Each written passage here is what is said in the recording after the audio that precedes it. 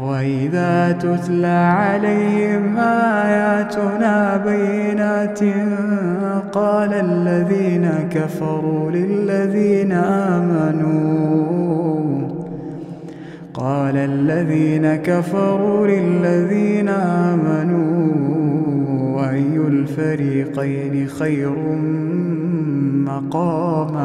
أي الفريقين خير مقاما وأحسن نديا وكم أهلكنا قبلهم من قرن هم أحسن أثاثا ورئيا قل من كان في الضلالة فليمدد له الرحمن مدا حتى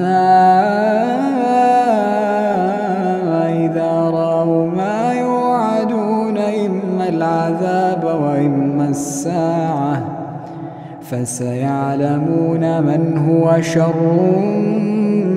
مكانا وأضعف جندا